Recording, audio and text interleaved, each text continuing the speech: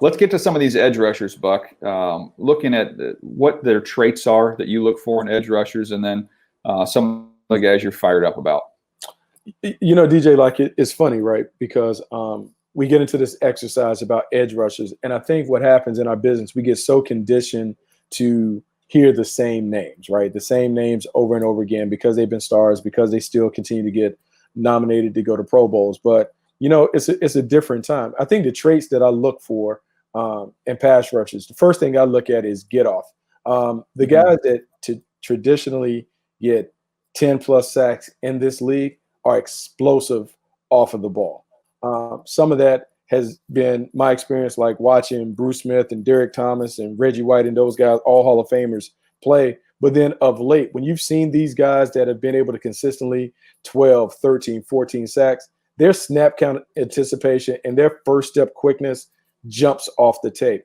The other thing that I'm looking for is how many tools do they have in the toolbox?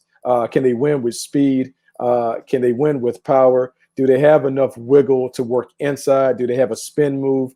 Are they a pitcher that can throw a fastball, a changeup, and a curve? How many different ways can they get to the quarterback?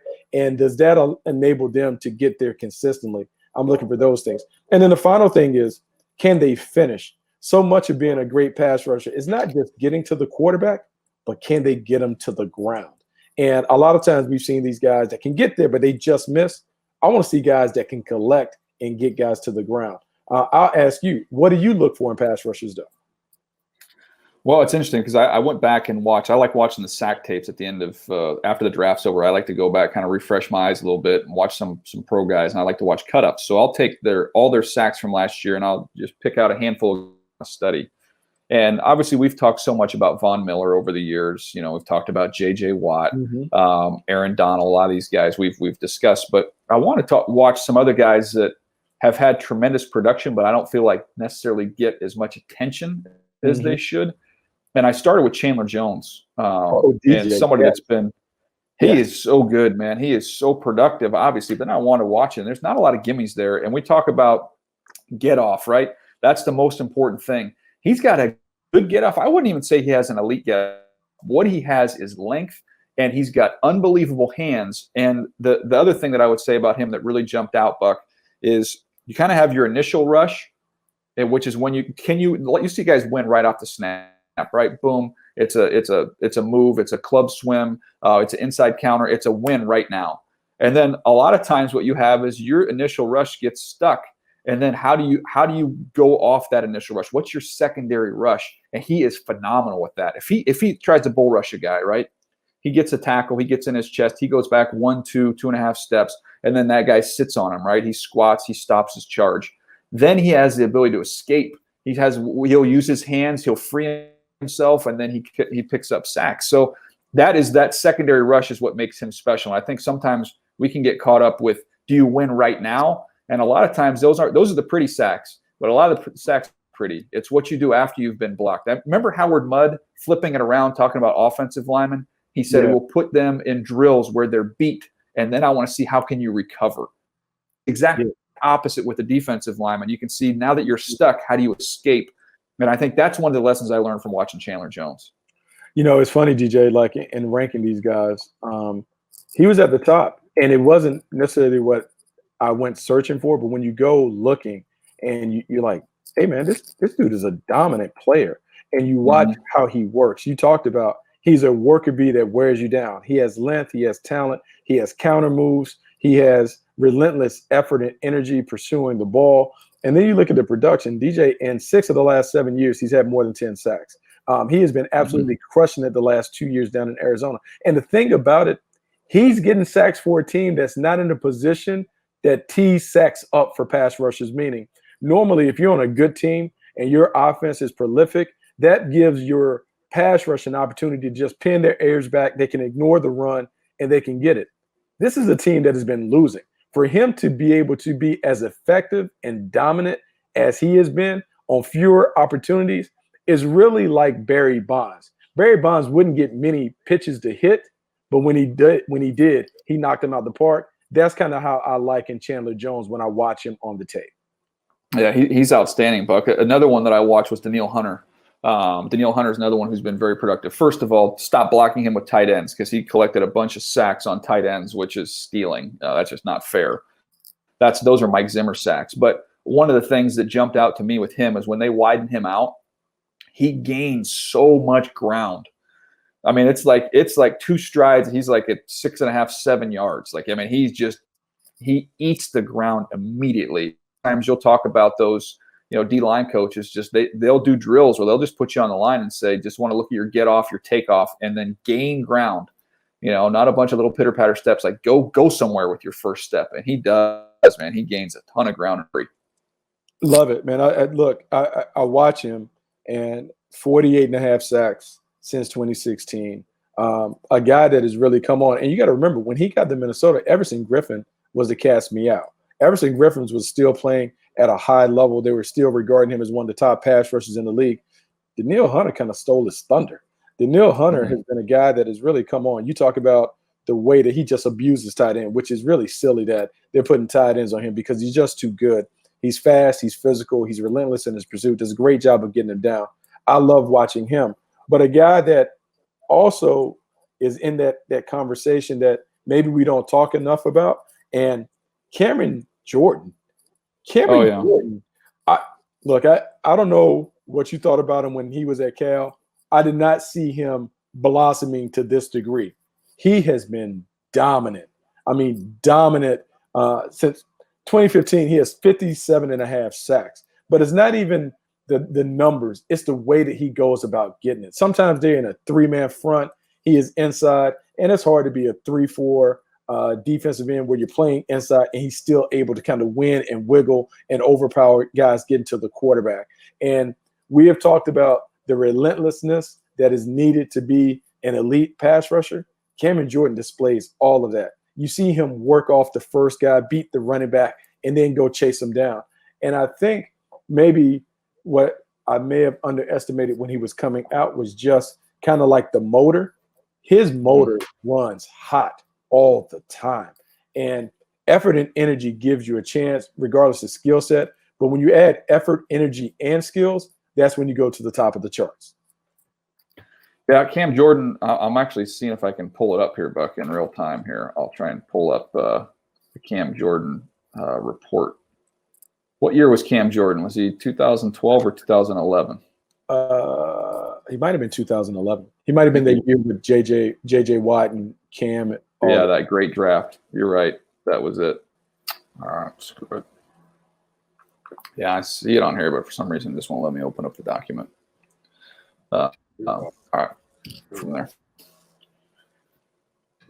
Oh, Buck, look, Jordan, he's fun to watch. I studied him a little bit before the combine this year because I knew he was going to join our combine refresh and just watch what he did this last year. He's got the Euro step. I love the Euro step pass rush move, which it's just literally taken right from the basketball court onto the football field. But he's got a great feel for that, and he's always moving forward. Like he has a way of just kind of working through blocks with his hands and always moving forward. And he's just so big and strong, man. It's a nightmare matchup. I've always told the story about going and scouting him at Cal and seeing him condition in the early morning with the DBs. Because he just had so much energy, so much juice, and could really run. So I've missed on a lot of them over the years, Buck. I lucked out and got that one right, but he's phenomenal. Yeah, he is a phenomenal player. You know who else is quietly a phenomenal player? I mean, I shouldn't say quietly, and how I rank him. TJ Watt, DJ. Yeah, he's really good.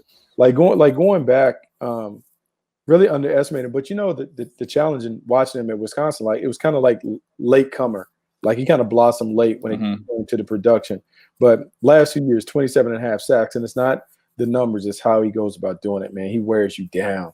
He has great first step quickness. He has length, and he just has a feel for understanding how to get to the quarterback and his ability to get his hands off, to get going, to get skinny. He does a lot. He does a lot of nice stuff on tape. He is a really, really, really good player, and it's kind of good to see that he's getting his just due instead of just being known as J.J. Watt's little brother. Yeah, he's definitely more than J.J. Watt's little brother. Like he's got defensive player of the year type ability. He was one too that you only had the 1 year as a starter there at Wisconsin, but then you had an elite tester. So you got somebody that's very instinctive, obviously has good genes, but very instinctive, and then has the testing numbers to kind of back it up. You kind of knew that he was going to it was just a matter of time before that all came together for him, and then he took off. One other guy I would ask you about, because of the huge year he had last year, Shaq Barrett. I went back and watched him. And I just wrote down twitch, man. Like, he just got tremendous juice, tremendous twitch. Yeah, his man, first step quickness, his ability to turn the corner. We kind of categorize these guys as being bendy. He's bendy the way he can turn the corner, dip and rip. He can drag his knuckles on the ground and continue to remain flat and kind of turn the hump. Hard to find those guys. The jump in production certainly makes you pause a little bit because you're like, wow, where did this come from? But the traits have been there, and he has had his moments when he was at Denver before going to Tampa Bay. But right now, man, the way that he surged to the top, he has some stuff that is really fascinating to watch when you look at the tape. I think the challenge now will be, okay, now that you've overwhelmed people with the fastball, what happens when they're sitting on the fastball? Do you have other pitches? Does he have something else that he can win with? That will be next level stuff for Shaq Barrett. All right. Then, as we wrap this one up here on the pass rushers, do you have it then? Do you have a 1 through 5? How'd you end up shaking this thing out? So it's tough, right? Because here's where I got stuck. Like, you and I were kind of seeing eye to eye. Like, the first three guys, Chandler Jones, Cameron Jordan, Daniil Hunter. Where I get stuck at is I have this cluster, right? I have TJ Watt, I have Myles Garrett, I have Joey Bosa, and I have Khalil Mack. All of them have been dominant. TJ Watt, to me, deserves to be in that top 5. Joey Bosa was hurt 2 seasons ago, bounced back and had it, but then Khalil Mack are there. And I hate to be a tie guy, but I would have to put Joey Bosa and Khalil Mack there.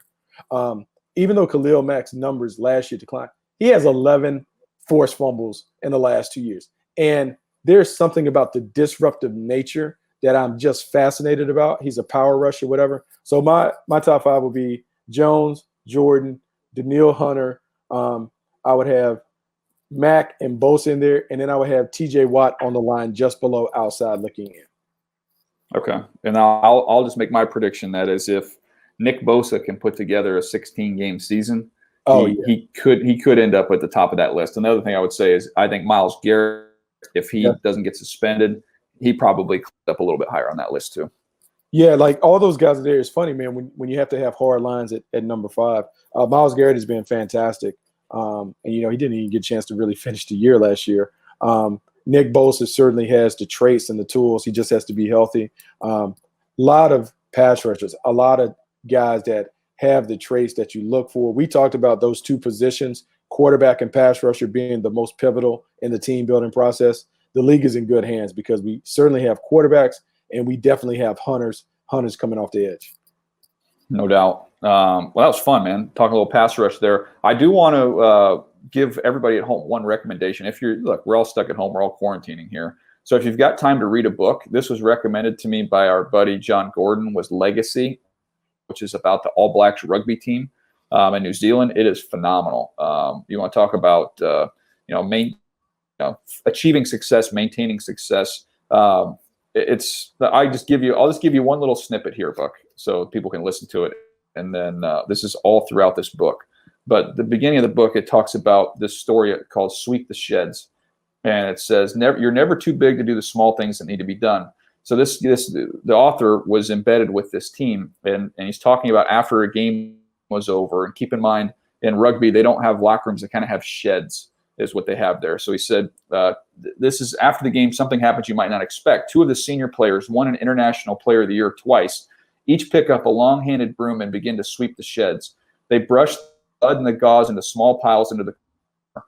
While the country is still watching replays and school kids lie in bed dreaming of All Blacks glory, the All Blacks themselves are tidying up after themselves, sweeping the sheds, doing it properly so no one else has to, because no one looks after the All Blacks. The All Blacks look after themselves.